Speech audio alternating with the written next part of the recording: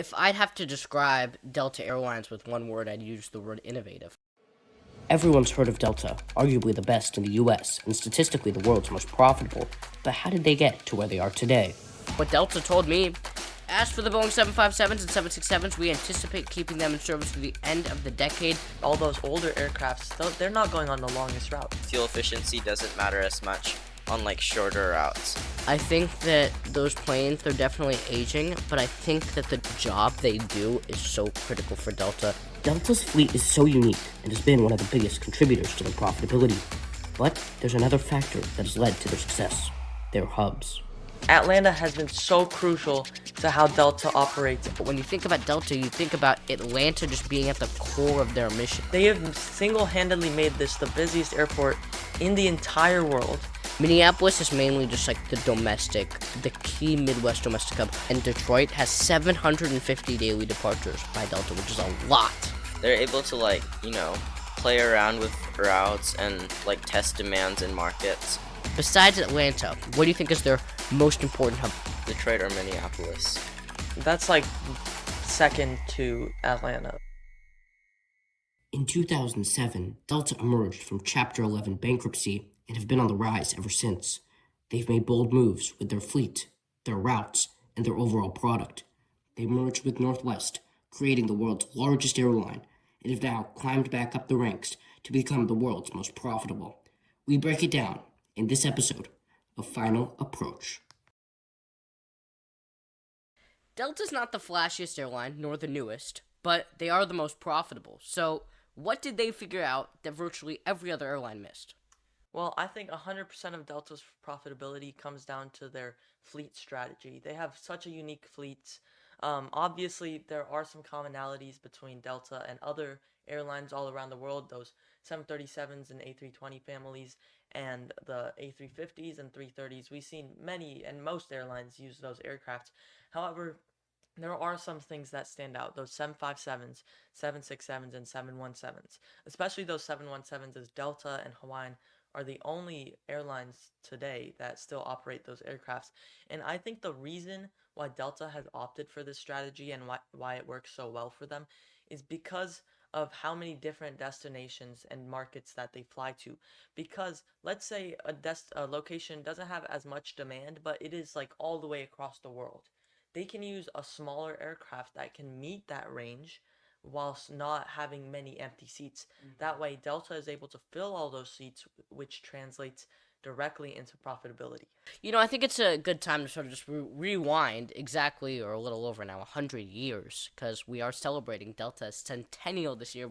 Part of the reason why we're doing this podcast. They originated in Georgia as a crop dusting company.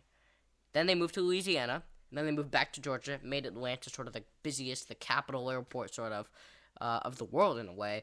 And Delta, they're the most profitable airline in the United States, and their experience comes from just decades long, just thinking, just fast and just strategic thinking when they're making their routes, when they're choosing aircraft.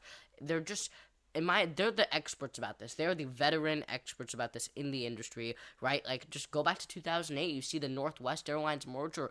They were expanding East Coast. They had the East Coast lockdown. Then, they had parts of the Southwest. They had Los Angeles, and then they had the South, too. They did not have the Northwest. That merger right there with Northwest Airlines got them Seattle, Minneapolis, and Detroit. And now those are three of their most core hubs today.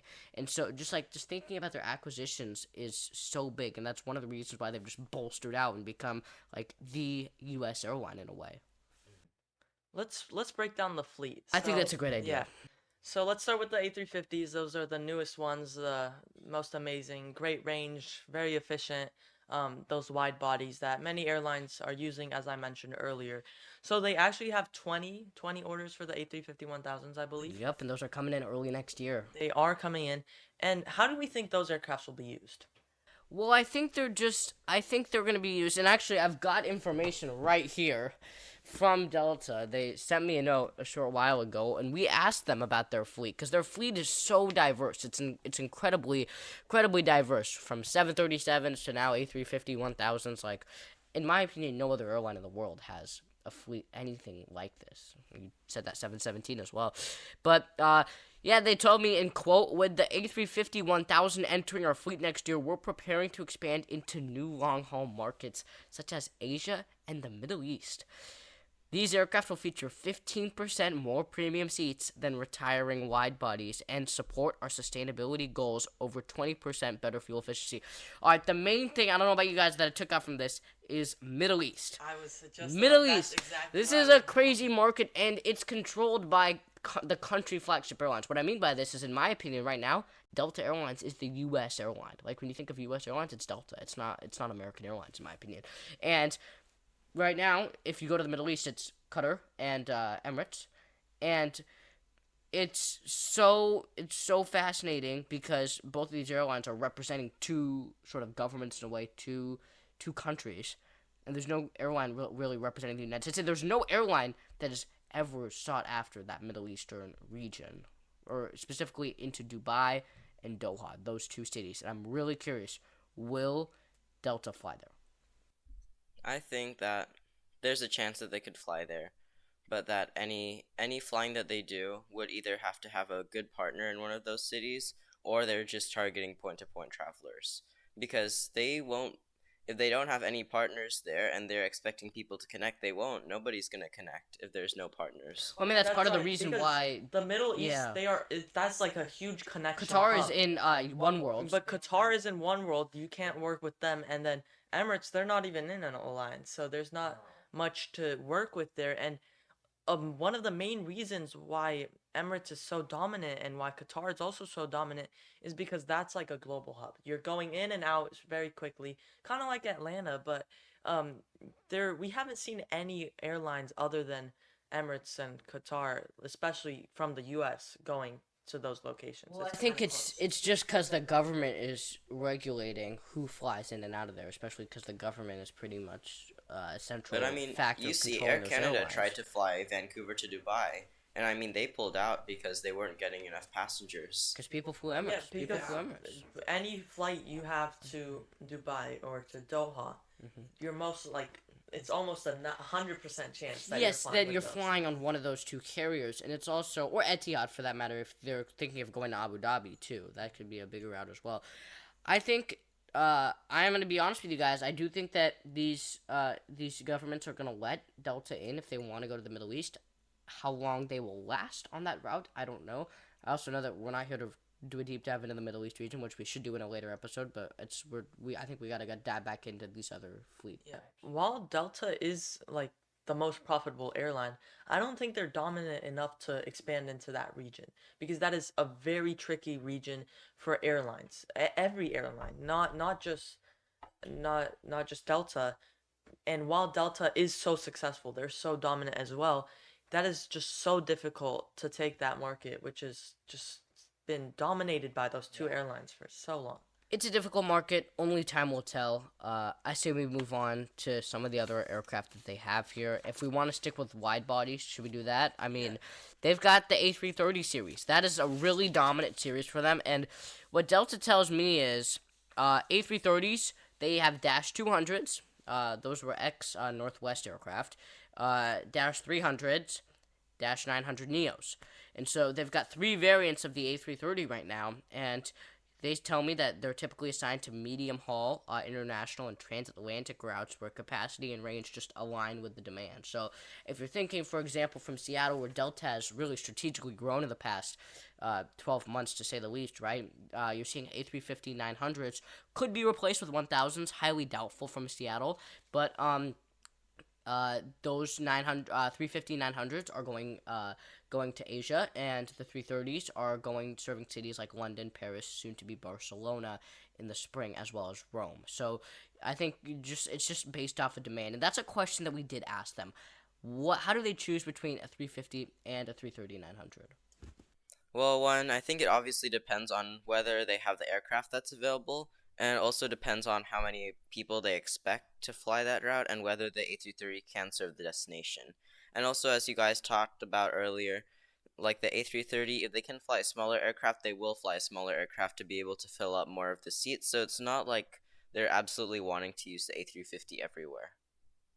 And seat-wise, the load factor for these planes, we're seeing about 87% load factor on all flights. And so that's honestly pretty good for an airline like Delta that serves everything from Seattle to Pasco, Washington, from Atlanta to Athens, Greece, right? The fact that they're loading 87% of those flights is pretty astounding.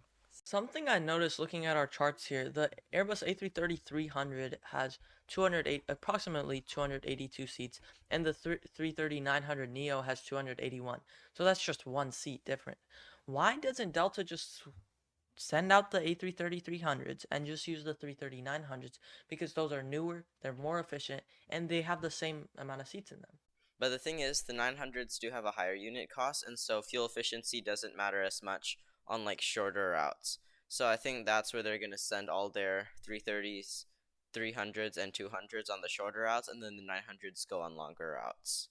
That's a really good point. Fuel efficiency is not that important on shorter routes. And now that I think of it, all those older aircrafts, they're not going on the longest routes. Like you mentioned, those flagship routes, inner U.S., but Or even JFK to Heathrow, they're flying 767s on those routes. and those are shorter, relatively, Yeah, relatively shorter. So it does make sense for them to be able to use these older aircrafts. And in the opening question, you mentioned that like Delta's not the newest airline; they're actually the first U.S. airline to reach 100 years. So they're actually kind of like the oldest, but they feel so new because of how good Delta is at keeping these aircrafts new, having the best technology and the best service and the best product.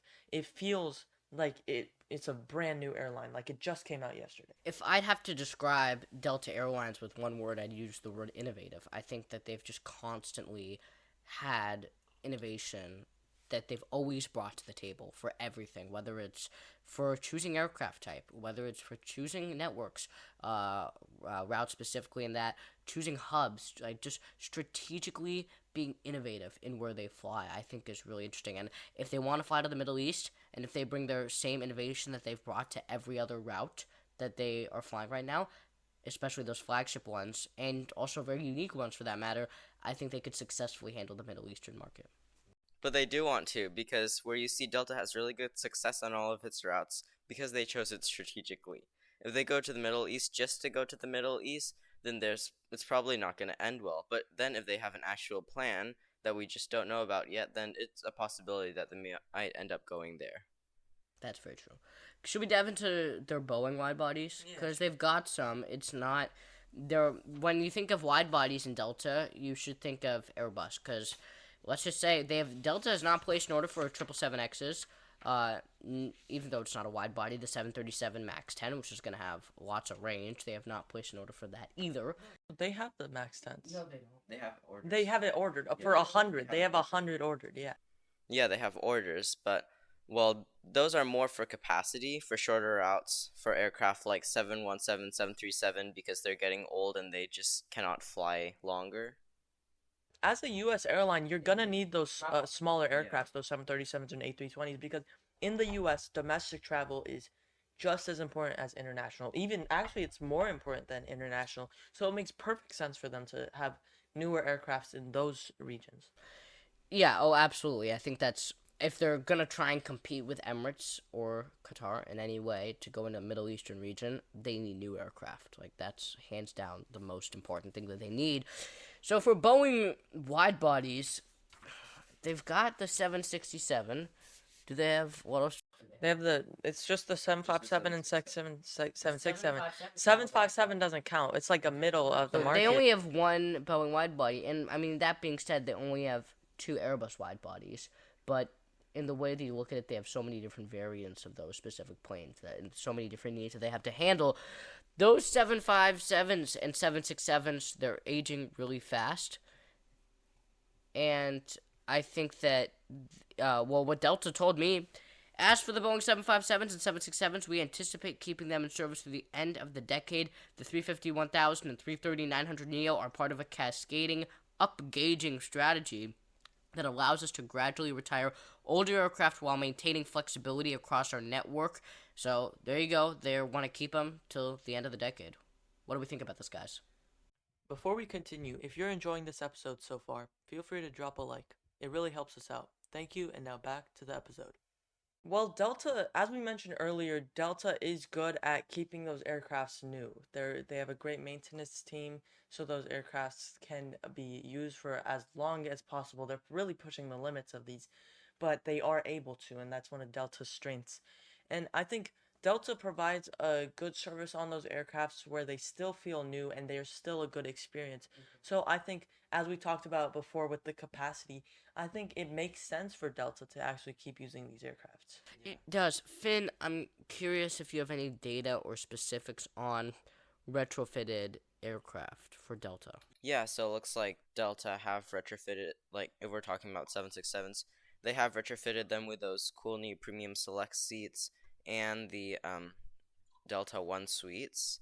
And so it looks like they're going to still be around for a long while. Okay. That's pretty interesting. Yeah, I mean, till the end of the decade. I think that those planes, they're definitely aging, but I think that the job they do is so critical for Delta. So, I mean, what do you think? What could replace the 767? Will it be the A330? Is that going to be the long-term replacement? I think what I'm seeing here from Delta, at least in the past couple years, is they're looking to replace all of their I guess all means one, I guess two variants of it, the 767 with just Airbus aircraft as wide bodies only. They haven't made a 777X order. I don't expect them to because they already got rid of their 777. It just doesn't meet their needs. The current situation they have is perfect, and as soon as the 767 phases out, I could see them easily going to the A330-900 Neo. I mean, they replaced the older half-ish. It's about 65 767s, the 200s and 300s. They replaced those with the A330s.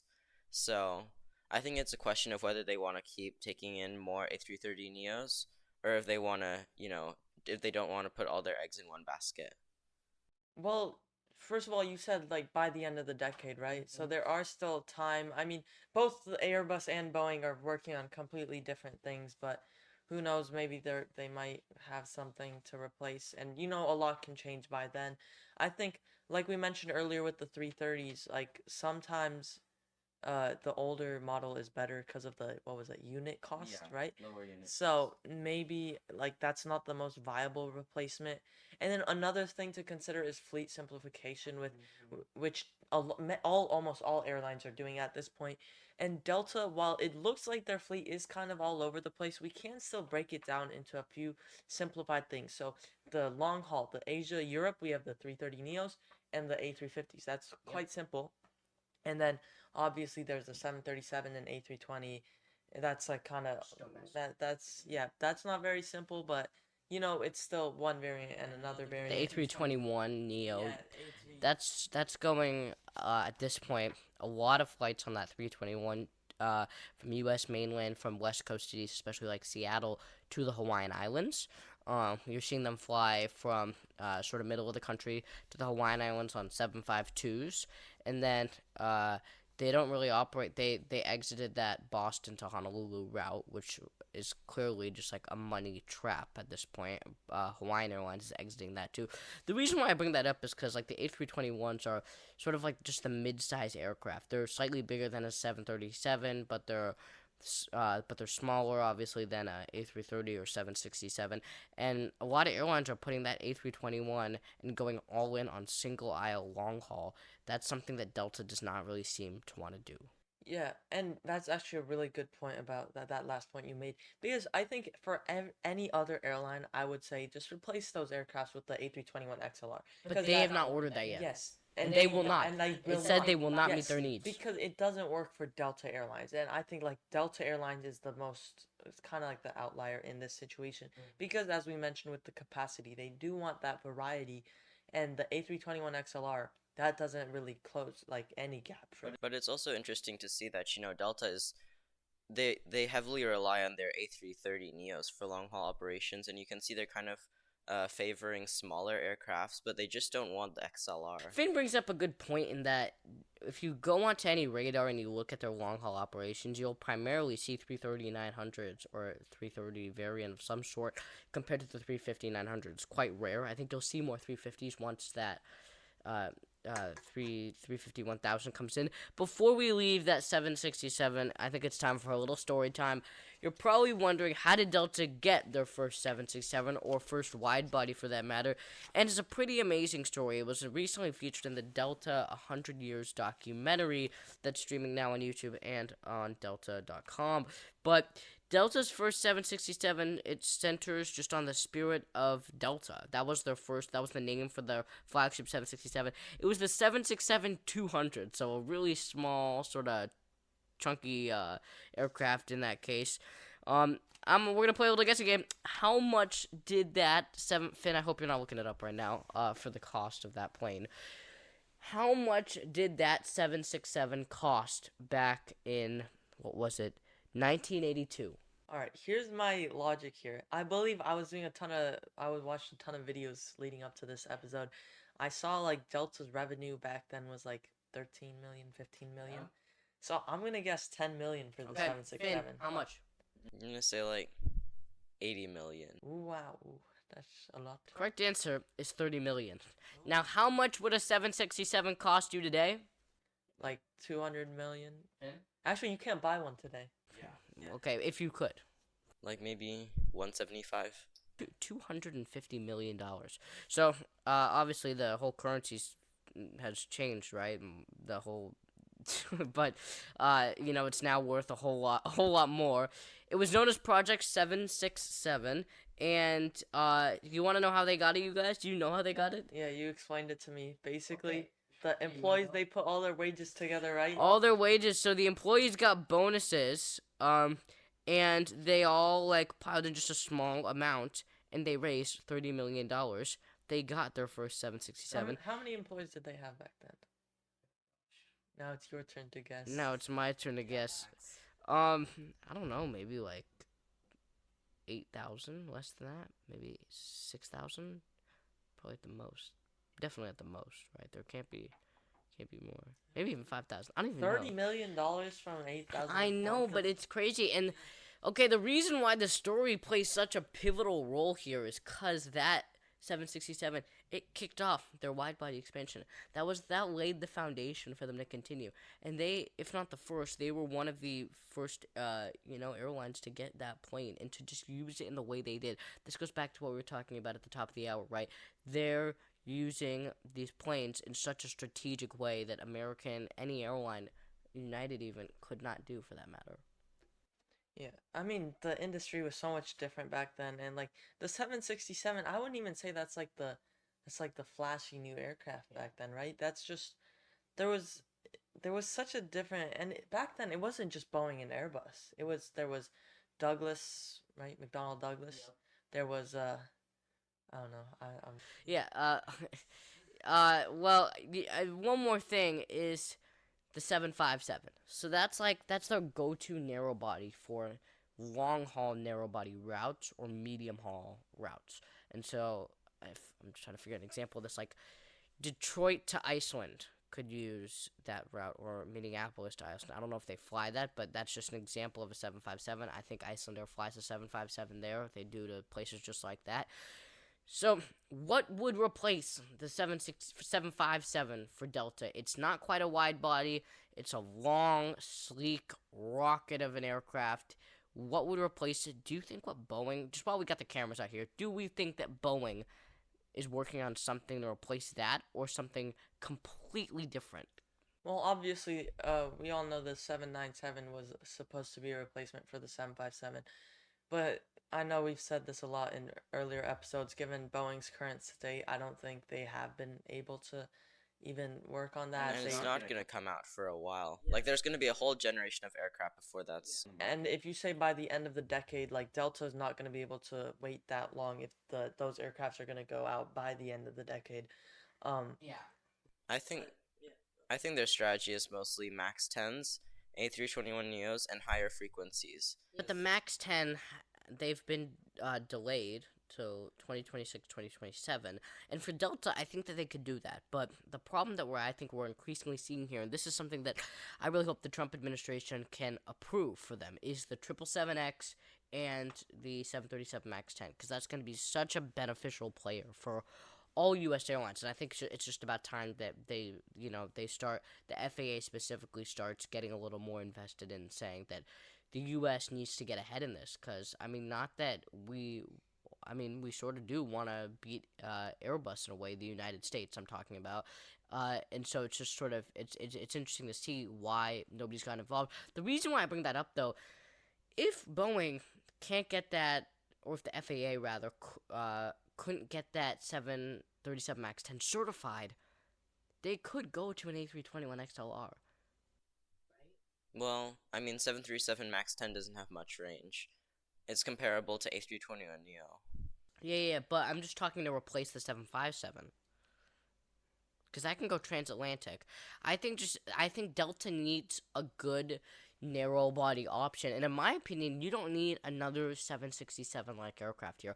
If you can get an aircraft, like, I wish we could just do a drawing challenge right now. And I think this is probably the biggest point I'm gonna make in this video, is that, like, Delta needs a plane that is not a 757, not a 767, something in between, that's a single aisle plane, that's long and sleek, but still can replace a 767, and they just buy that one plane. They replace those two with one variant, and it just becomes way simpler. Yeah, but over the past few decades, Airbus and Boeing have solely focused on those extreme radical sides of the market, the small body and the wide body. There hasn't been anything in the middle at all. So that's what makes it so hard for these airlines, and both Airbus and Boeing are not in the position to start working on this because obviously it would get a lot of orders from it, because many airlines could benefit from that, but given the current position of both Boeing and Airbus, it's just really unlikely. I mean, Yeah, sorry, go I think that the solution that Airbus and Boeing both did was kind of just like make smaller variants of their wide bodies. And that's supposed to be a way, it was supposed to have benefits for both the airline who needs like less maintenance parts, and also the Airbus and Boeing who have less production lines and less types of planes. Well, I think, like, just going back to the statement here, I don't really think that this agrees with me in any way, and I don't think it agrees with Delta for that matter, especially because they said this, right? They've indicated that it's not a strategic fit for its current network and fleet strategy, which relies on more wide-body aircraft for its long-haul routes and focuses on optimizing its existing Boeing 757 fleet. I think, mark my words here, Delta will order the A321 XLR if they can't get MAX 10s by 2027, because they're going to understand that it's their viable future, is having something to replace the 757. They get it. It's increasingly loud. I flew on it last year. It was so loud. Just a transcontinental flight on that 757. It was loud the entire flight, and so they really got to just think about passenger, just optimizing their fleet a little bit here. Why can't Delta just do more frequent flights instead rather than one singular flight on that I think higher that's what capacity they're aircraft? I think that's what they're going to try and switch. Finn, do you have any insight on that? Well, I think again with what I said about like the 737 MAX 10s and A321 Neos replacing 757s and 767s, they're just going for like smaller airplanes and more frequencies. And if there's like a range issue, then that's where like the A330s come in.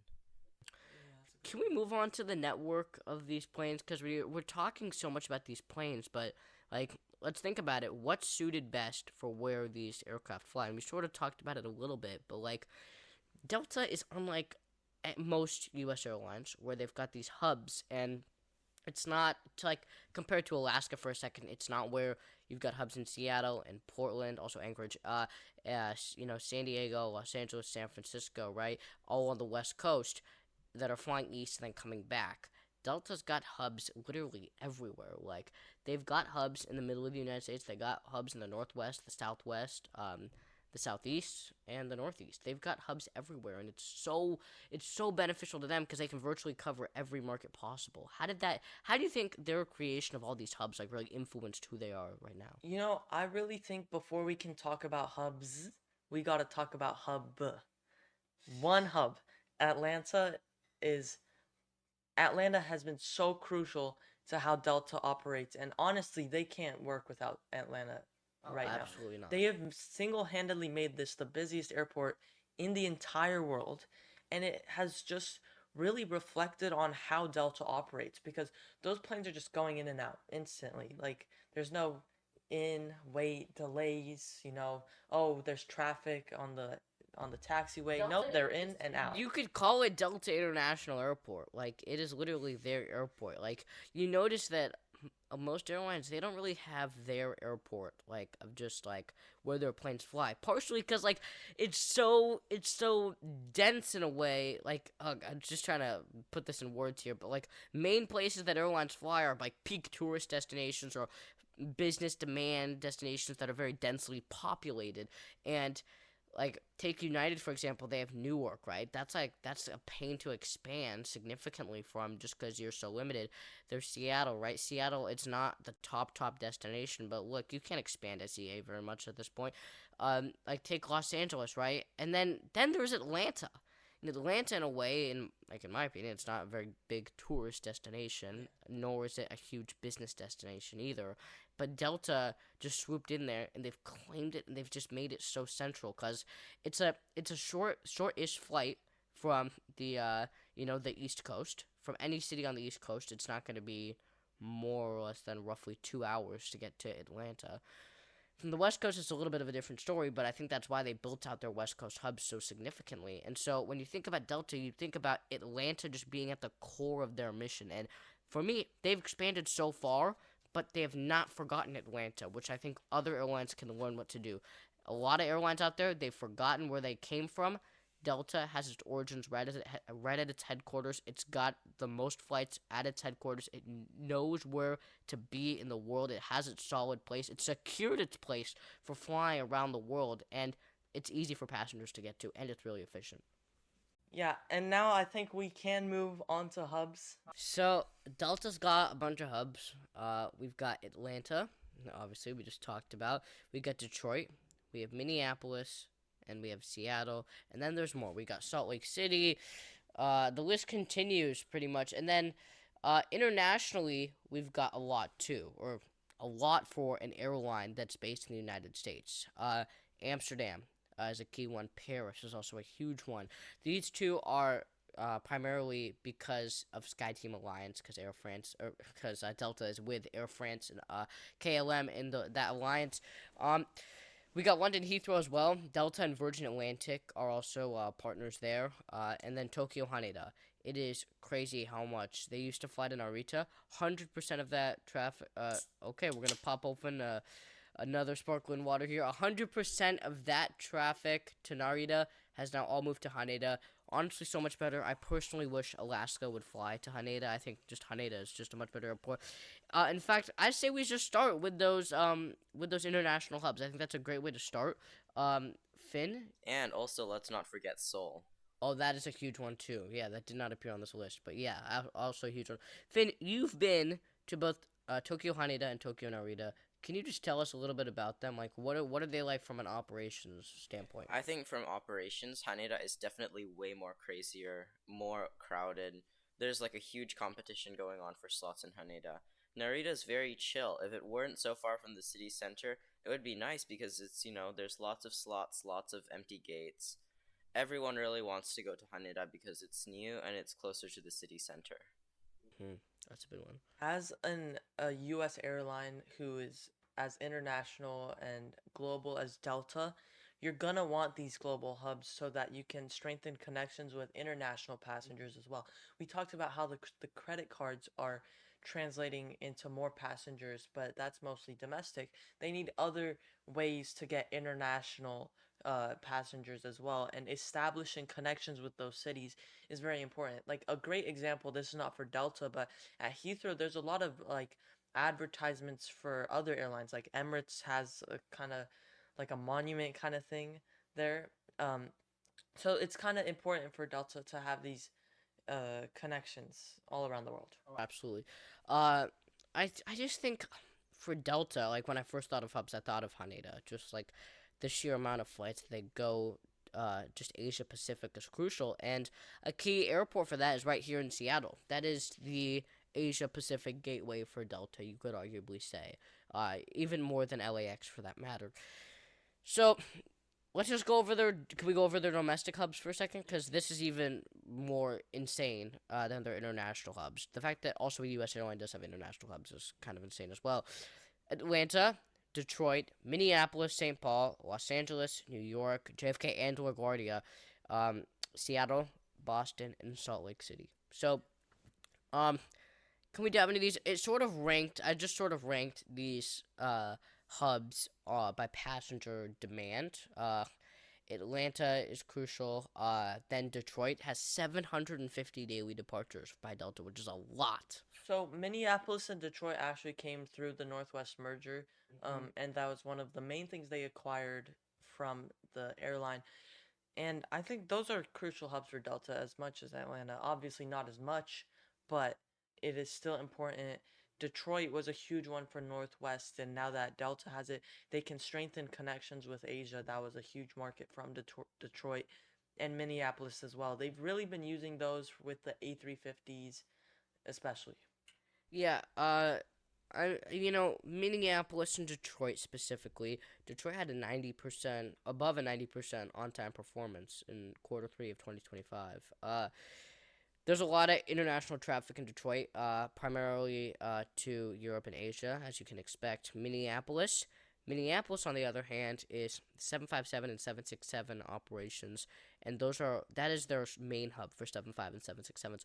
Now, here's the thing: 500 daily departures from Minneapolis, which is not as much as Detroit, but still a large amount. Minneapolis, however, because you got Minneapolis and Detroit, and as you know, they're not very far apart, and so it's kind of weird. Like, why would you want to open a hub right here in like two large cities in the Midwest? Why wouldn't you just focus on one? Well, Minneapolis is domestic, all domestic, and there are some transatlantic flights from Minneapolis, trans-Pacific as well, but not as much as Detroit or even Seattle for that matter. So Minneapolis is mainly just like the key Midwest domestic hub. You notice that Chicago O'Hare did not appear on this list. That is because they used Detroit and Minneapolis to sort of replace Chicago O'Hare. They do fly to the Chicago area, but it's nowhere near the level of United and American. Delta is able to work so well with these hubs because obviously they put a lot of focus into Atlanta, obviously, as we talked about earlier. But what we were also saying in the previous episode was how Delta was able to just sit back and relax on Seattle right now because of they've just put the routes in, they have the staff to do it, they have all the maintenance there. And Delta is so good at they've made such a good system with these hubs that they're just able to announce a new route and they already have the network to make it happen. Easily. Finn, what do you make of all this? I think, yeah, adding on to your point, Balut, they're able to, like, play around with routes and, like, test demands in markets that wouldn't otherwise be possible by other airlines because, they're able to see, oh, this market might work, but it might not. So we can try test it out with some unimportant aircraft, low frequencies. Can we talk about LAX for a second? This, in my opinion, is one of sort of Delta's forgotten hubs in a way. Like, sometimes, you're just thinking, like, Detroit rings a bell, Minneapolis rings a bell, obviously Atlanta and Salt Lake City, but LAX is really a hub for so many different airlines, and so it's hard to keep track, but roughly 400 daily departures, which is a lot, especially given LAX has just so many other airlines departing multiple times a day as well, going internationally. Heavily competitive for LAX, as you may expect, right? Their main competition, specifically for international, United. United is a huge one. American, not so much as you would think, but still, there is competition there. Domestically, Alaska is a huge competitor there. You've got Southwest and you've got United Domestic and these other airlines domestic. And I know we're just sort of just going down the hook, like just unpacking these different hubs, but I'm curious, they invested $2.3 billion into terminal upgrades at LAX, which is a huge investment for them. And then, moving on to New York, you've got 600 departures per day there, and you've got just so many passengers coming through there too. Heavy business travel there, especially at LaGuardia, and JFK is just so international. Seattle, we can dive more into that later. Boston is also a key hub, only 150 departures a day for a hub that's not as much as for Delta's track record, but that's still a lot. Same with Salt Lake City, 150 departures per day.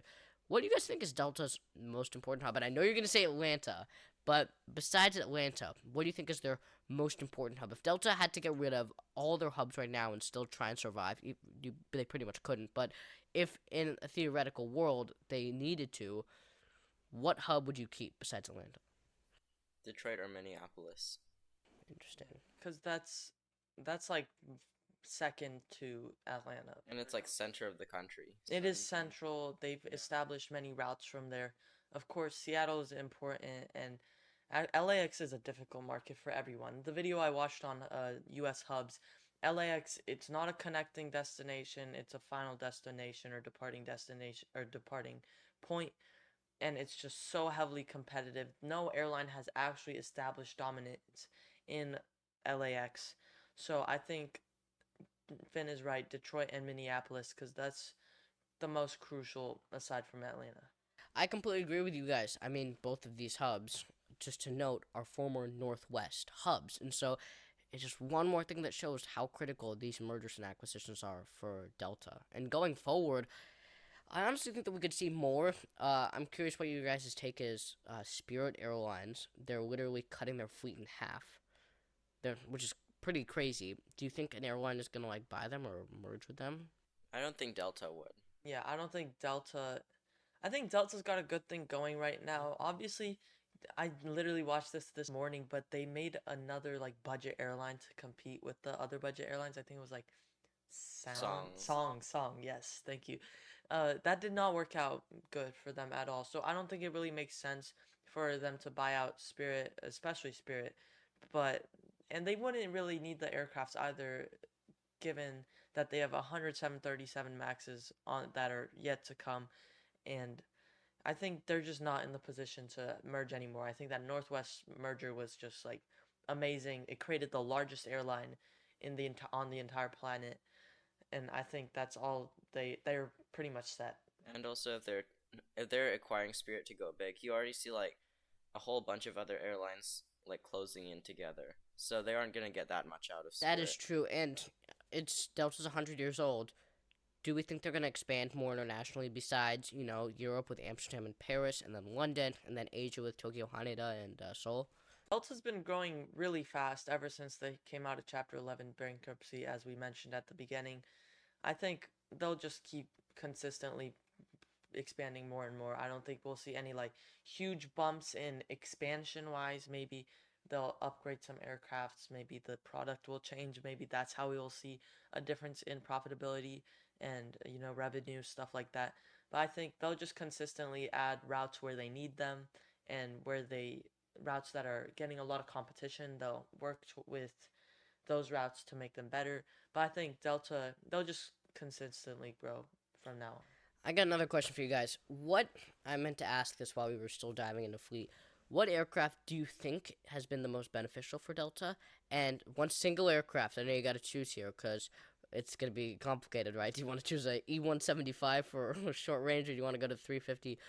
And then you can choose an aircraft that they don't currently have that you think would also be really beneficial to them. I'd say 330 Neo, because that's kind of like the middle of the market. Absolutely. Right there. They are able to fill so many seats. It's efficient.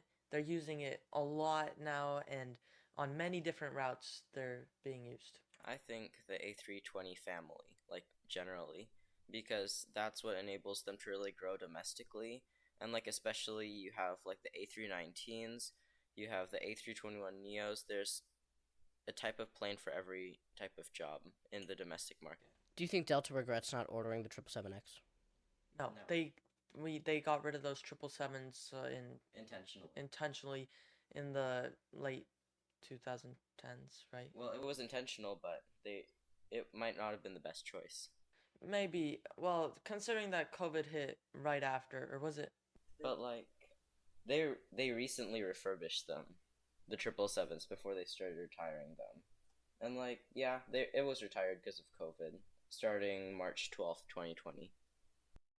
Yeah, I think also the 777X itself is not the best consideration for Delta, considering that those A350-1000s are gonna come in, and That's where they're going.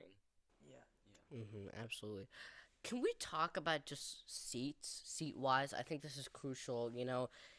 Delta, I took their premium select, is what they call it, from Seattle to Paris Charles de Gaulle last summer. And then I took their just economy main this past summer. And I'm going to tell you right now, the premium select makes a huge difference. Just in the way that Delta is able to figure out how they seat their planes. We were talking about this. Alaska's in uncharted territory right now, trying to figure out how do we configure this 787-9 and -10 now. And Delta has just figured it out beautifully. The way they've done the premium select is incredible on long haul, and even the premium economy on standard, regular haul. Premium economy for Delta is expected to overtake economy sales for the airline as soon as 2026. So they're making a lot of money on premium economy, especially because they're charging over double the amount as economy standard, but the way that they're doing it is so much more strategic. So we're talking domestic first class seats is what they're putting on their premium select for the 330-900 Neo. So that's what I flew last time, and it was sort of a domestic first class, but just like the level up of that, just a larger tray table, larger IFE screen, just the perks, just like the little, as Finn was mentioning earlier, with the airlines or with the aircraft he's flown on, just like the little things that just make a difference. It's like just like the metal cutlery and all that stuff.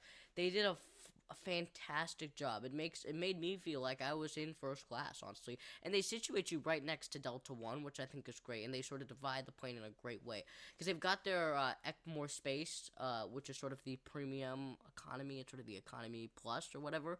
This is like a next level tier, and it's doing so well for them. Do you guys have any ideas why this is doing so well? I think it's because then you can have like a clear tier of passengers. Whereas like if you have a whole large economy section, then it's harder to like tier the passengers and therefore price them differently. So like you have the premium select and then economy plus and economy.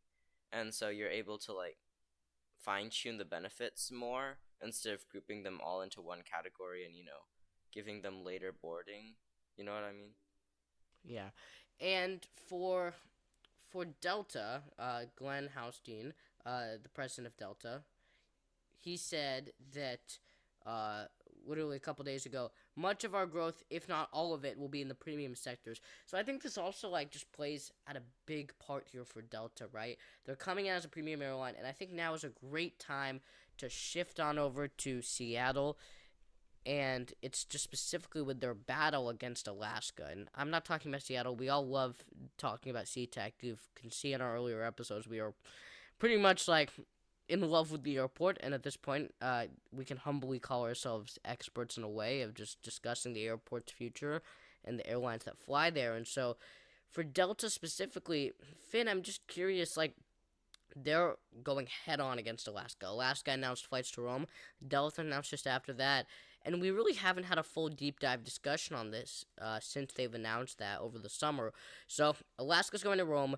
Do you think that Delta announced Rome or wanted to go to Rome before Alaska announced it? Or do you think that that was a retaliatory move to say, whoa, we control Seattle, we're going to fly there too? I think that they were just predicting that, Alaska's probably gonna fly to Rome, so we should beat them before they do. And that's something that we also saw with Cathay Pacific, But the problem with Cathay is one world for Alaska.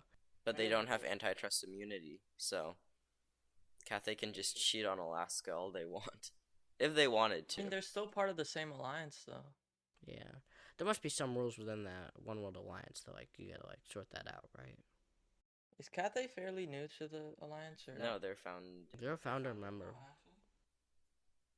Alaska's the new one. Alaska is the new one. So but just I mean, an airline like Cathay's not gonna adjust just for Alaska. If they saw a market and an opportunity there, I think it makes perfect sense for them to grasp it and not leave room for Alaska. Because yes, they're part of the same alliance, but these are individual airlines. And plus, Cathay Pacific's gonna benefit a lot more than just their route, because then they'll have connecting passengers to their other routes. That is true, and I think you make a good point. At the end of the day, airlines are airlines, and while these alliances can sort of group everyone together, they're at the end of the day individual airlines. So for Delta, who, as we already identified earlier, is partners with Virgin Atlantic at London Heathrow. How do we think that that is going to influence their sort of vision for Seattle, specifically with London's Heathrow Airport? How do you think that that is sort of, Delta's going 2 times, 14 times weekly, and then now you've got Alaska coming into the market. British Airways is expected to just go to 1 time daily. Alaska's going to take their second slot. Virgin Atlantic is expected to exit because Delta's going to up daily frequency to 2 times a week. I'm going to be honest with you guys. I don't think there's enough demand going this much a day to London. London is like, it's definitely a special market. Like, well, I guess Seattle has its strong and weak markets, and London is definitely one of them. Because, like, you see Seoul, Taipei, London, they all have many frequencies a week. So, I think that it's, like, one of the key routes out of Seattle towards Europe, if you know what I mean. Absolutely. So, Balut, same question like from Finn. Do you think that do you think Virgin is going to exit Seattle, and how do you think Delta will respond? I mean, they're already doubling up frequency to 2 times weekly. I think we're just gonna expect to see a Virgin exit very soon. I think Delta being such a dominant airline, despite owning 49% of Virgin Atlantic at this time, Virgin Atlantic will leave because they need to allow Delta to compete better with Alaska. And Alaska and Delta and British Airways are going to be way too dominant on this route for them to really find a spot in there. Seattle is a tough market, just like LA. And I think that's just what's going to happen. Yeah, I think Delta, they're pros at kicking people out, whether it's a partner airline like Virgin Atlantic or any other airline. But at least here at one of now Delta's most sought after hubs, Virgin Atlantic will go, and Delta's just gonna regain that control. We talked about this in May, 14 times weekly from Seattle to London. Will there be enough demand? Who knows? But I think the most important thing that I can at least take away from just talking to you guys is that Delta has control. Delta has complete control of everything, and as we just talked about at the very beginning, they want to move into the Middle Eastern region. That's just going to give them even more and more control. They already fly. They fly to the continent of Africa. They fly heavily to Europe. They fly to Asia. They fly possibly to Australia.